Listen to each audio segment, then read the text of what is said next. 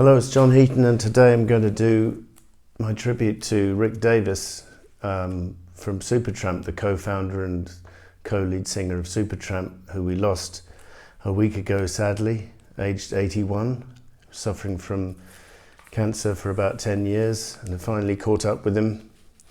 So sad to see him go, the first to go of the classic lineup at least. Some nice tributes coming in online. I saw from Bobsy Benberg and John Halliwell.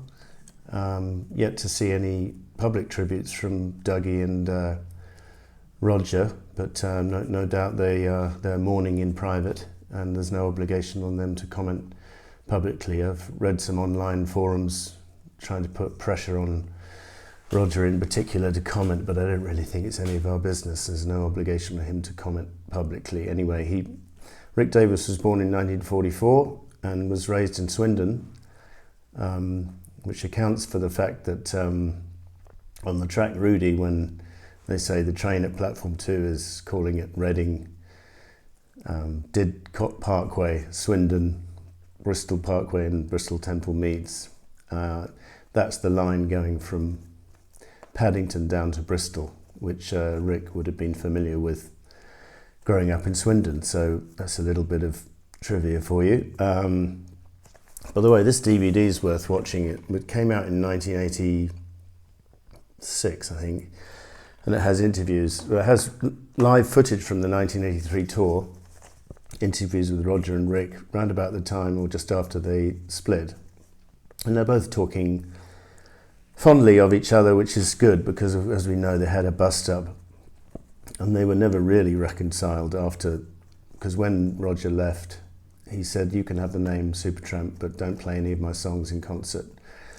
And Rick went back on that agreement and played a few, actually not that many. I mean, I saw Supertramp in concert in Budapest in 2002, and he had Mark Hart doing vocals for a couple of Roger songs, but it wasn't like he played a lot of Roger songs. I think he played the logical song, Take the Long Way Home and Breakfast in America, just those three, but for the rest of the concert it was just Rick Davies songs. And he's, as we'll see, because I'm going to do my top 30 Rick Davies songs, there's a hell of a lot of material to choose from Rick's contributions. So of course the debut album came out in 1970, and it was followed by a further 6 albums with Roger in the lineup.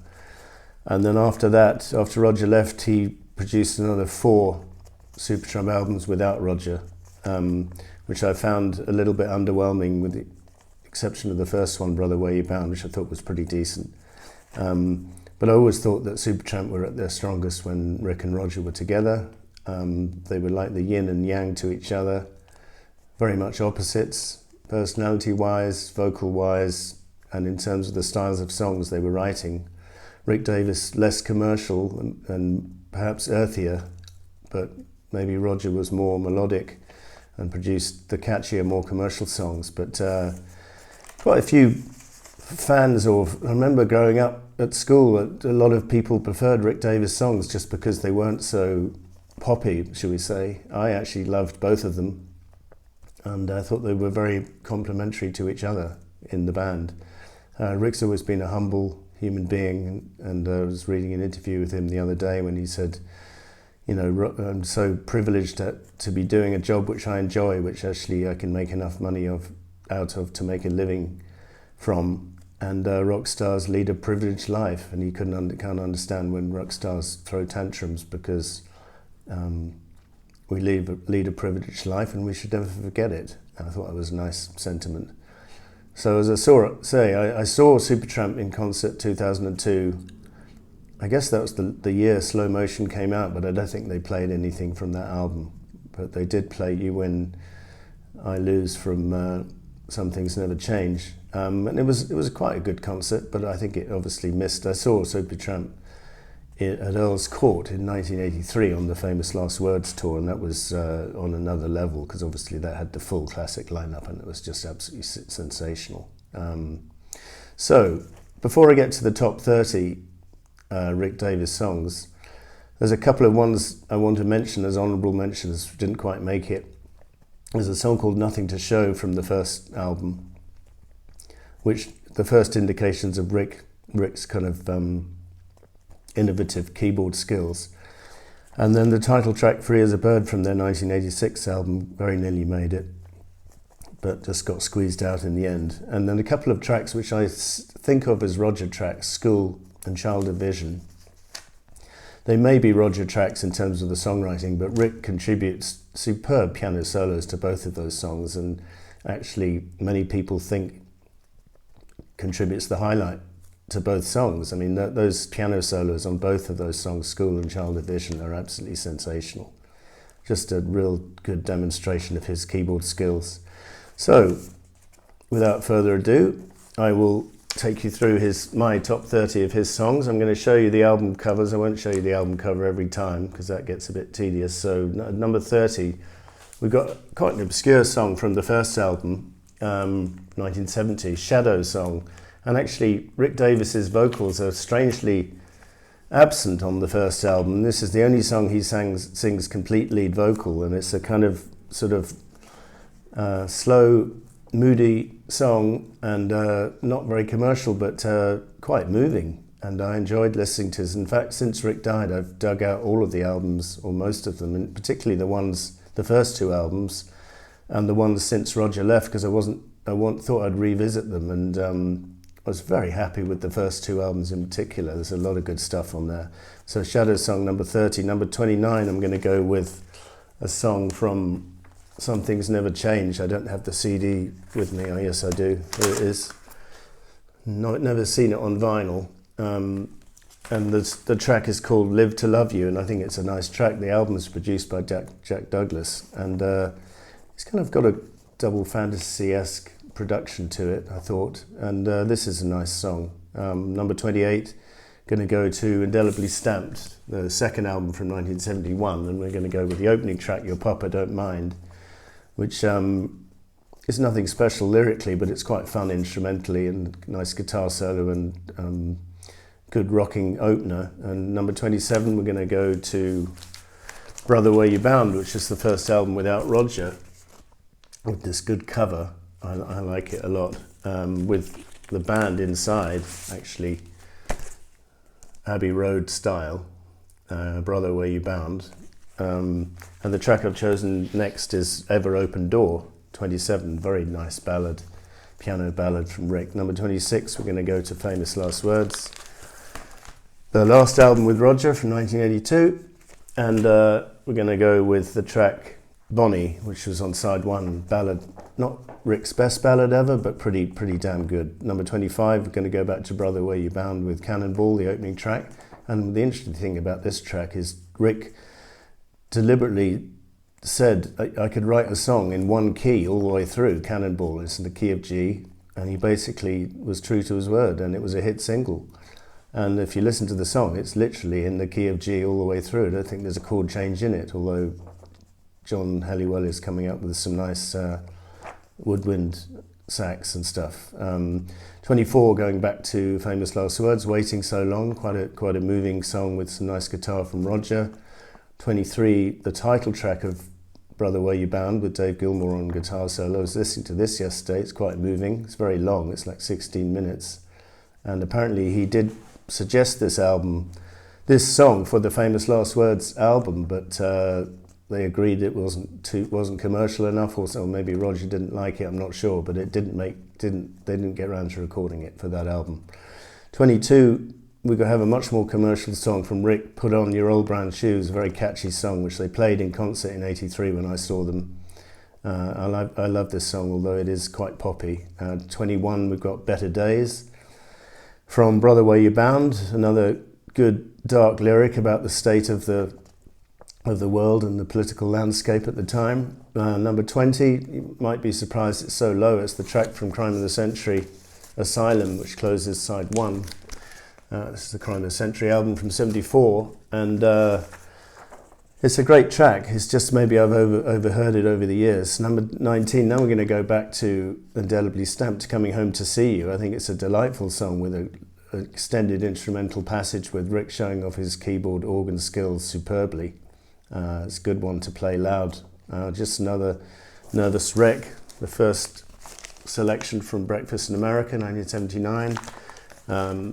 Good lyrics, not quite sure what they're about, but the title probably indicates, you know, just another nervous wreck. Times have changed, back to Indelibly Stamped, and a very nice piano ballad with some nice harmonies from Roger in the middle of the song. And 16 is also from Indelibly Stamped, a very simple keyboard song from Rick called Forever. I will always love you true.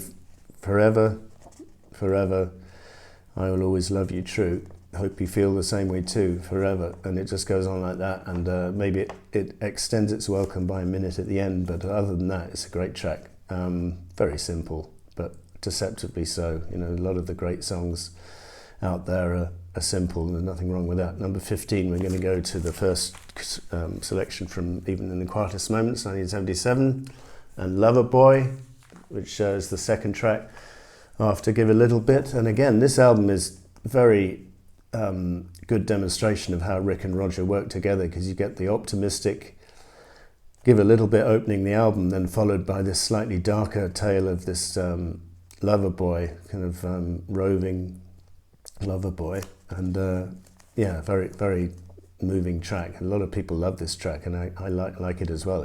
After all, it's number 15 on my list. Number 14, I'm going to go to Famous Last Words again, and My Kind of Lady, very commercial song. And it actually, when I first got the album, I thought that Roger was singing the middle bit, Oh My Honey, but it's not. It's Rick doing his falsetto, and maybe he offered it to Roger to sing, and Roger refused. I'm not sure, but anyway, it's Rick singing the whole thing. But Roger did appear in the video, where they're all dressed up and all clean shaven for the first time in yonks. It's quite an interesting video.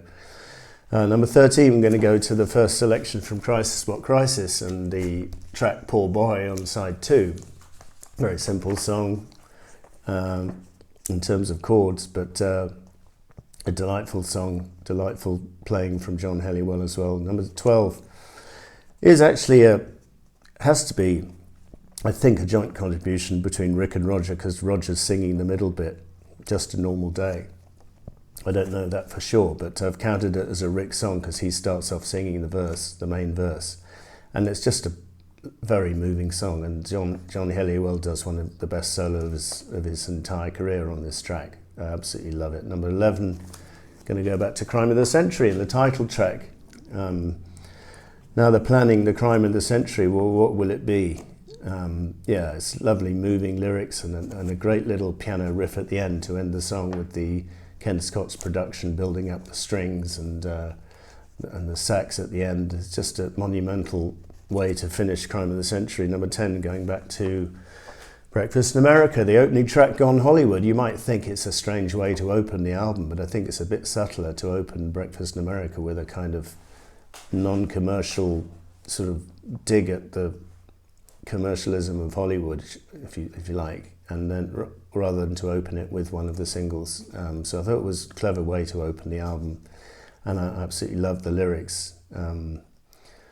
Now I'm driving in a brand new car, and the talk of the boulevard and all that great stuff. Bloody Well Right, going back to Crime of the Century. And well, it's just, this song is just timeless. One of the first tracks I heard of Supertramp, and just all from the piano keyboard entry, sort of intro into the verse. So you think your school isn't phony. Guess it's hard not to agree. You say it all depends on the money and who is in your family tree. Just wonderful lyrics. And one must emphasise that Rick did come from a working class background, whereas Roger was a public schoolboy. So there might have been some friction between the two because of their backgrounds. But they stayed together after all for 13, 14 years. So they must have got on some level for a long time. And as Rick Beato said in his recent interview with Dave Gilmour, well, bands normally have a shelf life. They do normally reach a peak where they have to part company, and Supertramp was no exception. So number 8, we've got Goodbye Stranger, again from Breakfast in America. It's just a tour de force single, and famously featured in The American Office as well. Michael Scott doing the tribute to Toby when he left. It's just a great song, and again the falsetto chorus is not sung by Roger as some people might have thought at the time. It's Rick doing his falsetto, although Roger might be singing along with him. I think in concert he certainly is. So that's Goodbye Stranger. Superb guitars from Roger at the end, towards the end of the song, showing that they could really complement each other's songs. Another Man's Woman is another selection from Crisis. What Crisis comes in at number 7, and I just love this track. Another good one to play loud, and I love the piano outro at the end of the song with the guitar coming in from Roger. I think it's really strong, and you know, Roger and Rick and the whole band was saying they thought What Crisis was a bit rushed in the studio and they didn't do a good job. Well, on this track, I think they do a superb job, and if you hear this song live, it's not a patch on the studio recording. Anyway, number 6, we're going back to Breakfast in America, and this is Oh Darling, which is a favourite of my son Tommy's. And in fact, he probably might lean towards Rick rather than Roger if he's pushed. I think it's a delightful song to close side 1 of Breakfast in America. It's a kind of love song at the end of the day, but nothing wrong with that. And number 5, going back to Ain't Nobody But Me from Crisis, and it's a superb pounding piano riff from Rick, and it's a good one to play actually, and great harmony vocals on the chorus, and good guitar from Roger at the end. A real group tour de force performance. Number 4 is a solo track from Even in the Quietest Moments. I'll just show you the gatefold, because I was lucky to pick up a gatefold of this. A lot of the copies came with this inner sleeve on 2 sides, so you couldn't see the whole band together, but this is a French copy on gatefold. I believe it came out in the Netherlands as well on gatefold. And downstream was just a solo track of Rick on the piano, and he did this in concert when I saw them, and it's absolutely sensational. Not everyone's favourite, but I love it. Number 3, we're going to go back to Crime of the Century and Rudy. I mean, absolute stellar song, brilliantly performed, a bit of vocal contribution from Roger in there as well, but mainly a Rick song. In concert they had the train track speeding towards the camera on the backdrop behind the band. More or less every time they played it, I think they had that. And just a brilliant song about this character Rudy. I'm not quite sure if probably a fictional character, but none the worse for that. Number 2, an absolute favourite of mine, and could easily have been at number 1, Casual Conversations from Rick. I'm not quite sure if it was autobiographical, probably not, because he's been married to Sue for the last, God knows how many years. So I don't think it was autobiographical, but it's you could read it as a song about his about to be broken relationship with Roger, because Roger would leave a couple of years after this. Now it seems it's all been said. If you must leave and go ahead, should feel sad, but I really believe that I'm glad. Just wonderful lyrics. You're trying to make me feel so small till there's nothing left at all. Yeah, why go on? Just hoping that we'll get along. Absolutely brilliant and great sax solo from John in the middle. And number 1, we're going to go back to Even in the Quietest Moments, and from now on, what a song. What a riff to open it with on the piano. Pretty tricky to play if you've ever tried. And lovely dark lyric about Monday has come around again. And it just builds and builds, and then you have the final chorus. Guess what I'll always have to be, living in a fantasy, if that's the way it's got to be from now on. And he's got the chorus answering him in the song.